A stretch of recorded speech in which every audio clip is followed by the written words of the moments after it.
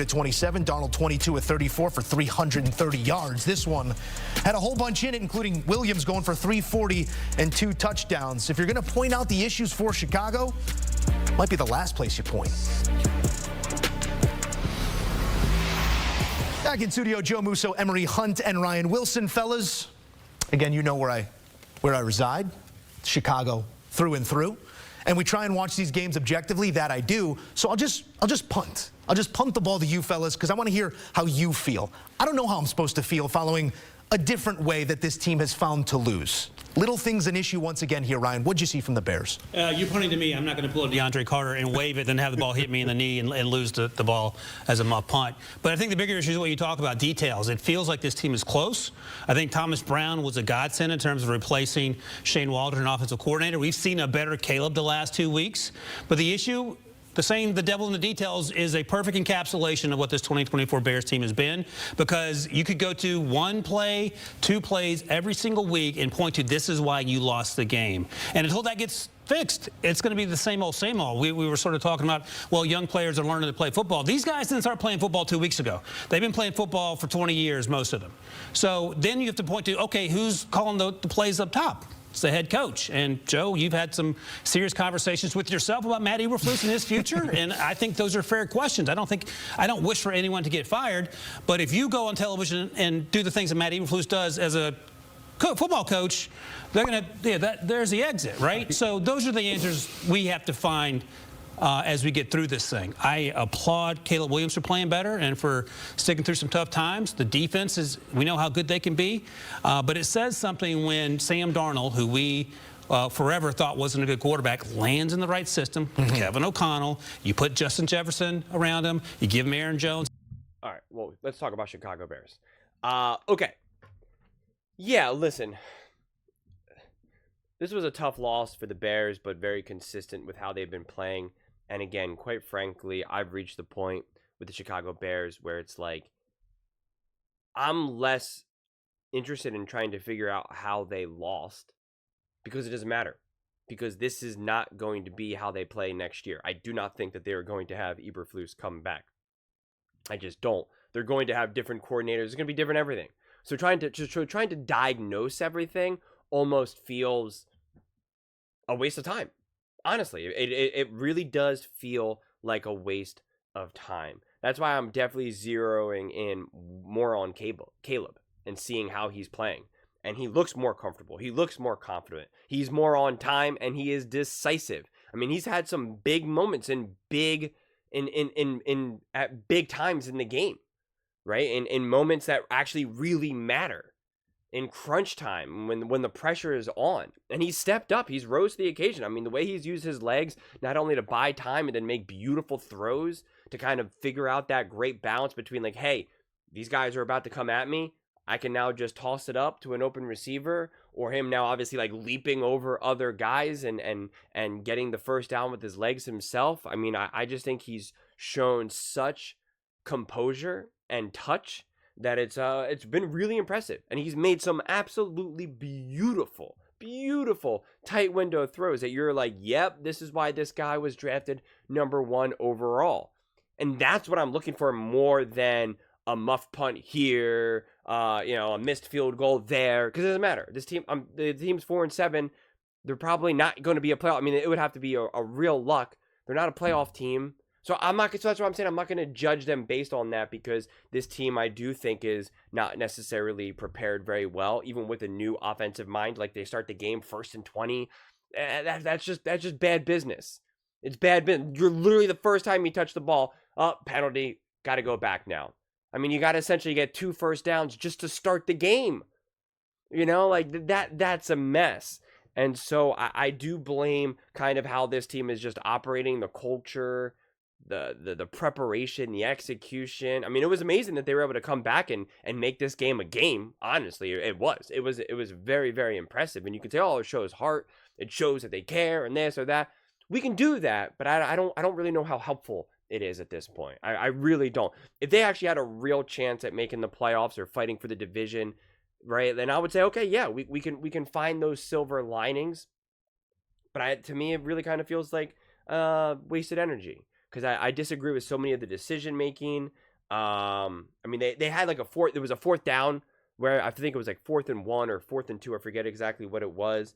And they didn't kick the field goal. It was a rushed down. I think they had the field goal kicker out there, and then they like shoot him off. Whatever it was rushed.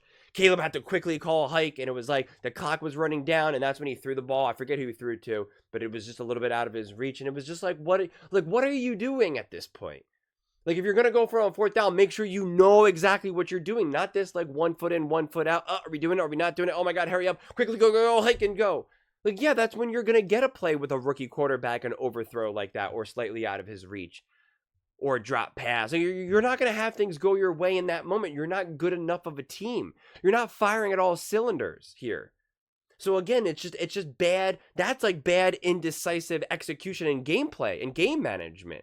So again, like I can talk about those things more and more, and we can find all those little things that go wrong in this game. But it's just like, again, at this point, it's like, what is the point? If I knew this was going to be the same coaching staff and all of that, and they were going to be running it back this next year, then I would say, okay, these are the things that they need to tighten up, this, that, and the third. But it's like, of course those things have to change next year. If not, then the Chicago Bears are just an absolute disaster of a run franchise. So you have to have the optimism that like those things are going to change and course correct next year, because it's not going to happen this year. Why would it magically fix itself this season? There's no reason to believe that. So that's why you kind of have to look for some of the special, right? See Caleb step up, make some big time throws in big time moments. The last touchdown before regulation was huge. To an amazing throw to get the Bears back in field goal range to even get to overtime in the first place. Like, those are the little things where you're like, all right. And this is great, and that's happening so much more instinctually than, again, game management, game prep, execution. So I think if you can actually get a really good coach in here that really holds his players accountable and obviously knows the X's and O's, whether through coordinating or through the coach himself, I mean, this team would be significantly better. But it is so crazy. And I know they were down. I know they had to kind of get themselves back in this game. They still had Caleb throwing 47 times.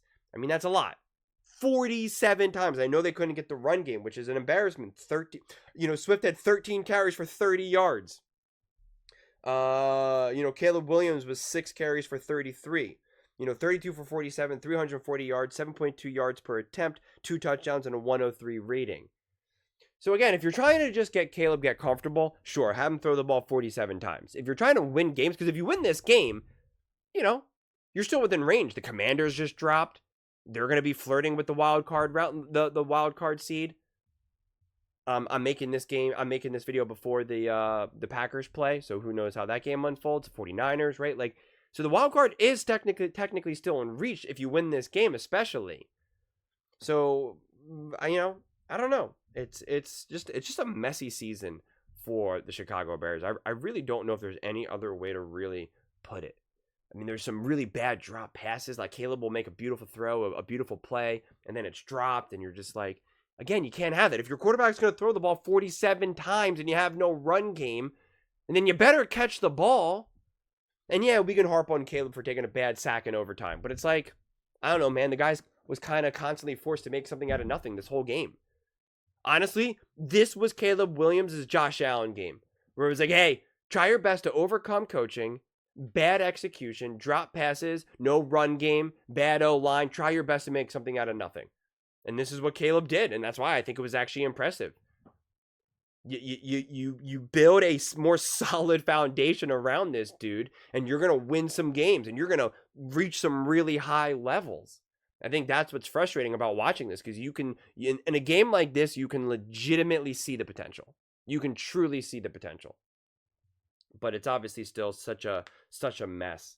Because again, you go from amazing tight window throws, amazing situational football, being in your own end zone, avoiding a safety, ripping off a run, like some really awesome stuff. Then you have drop passes, you have weird 4th down calls, You know, it's just it just gets disconnected at the wrong time virtually every time. You know, that's what it feels like with the Chicago Bears. Things go wrong at exactly when you can have things go wrong. And it's like it feels like it's almost, this is like a script. Like this is a movie. Like this is Fargo or something. I mean, like it just feels like it's one of those movies where it's just like whatever can go wrong will go wrong at the most inopportune time.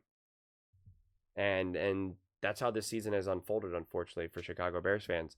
But I do see the silver lining that Caleb is obviously getting better. He's obviously a legitimate starting quarterback in the NFL. He is a dude. He is a playmaker. It's obviously not perfect. It's obviously has not unfolded as most would hope. But I think he is proving that he is worthy of being a legitimate starting quarterback in the NFL, and can honestly make some pretty big moves. But those are just my thoughts. I'd absolutely love to hear yours. What do you guys think about Caleb Williams, the Chicago Bears' loss to the Minnesota Vikings to drop 4-7? Let me know in the comments below. I read every single comment, whether you agree with me or disagree with me. Either way, let's get in some discussions. Let's get in some fights. But ultimately, let's just have some fun. And please do consider subscribing. We are building an amazing community here, and I absolutely love to see you part of it. I want to build something that we all genuinely feel connected to. Something that we're really excited to be part of. I think we're on our way to doing it.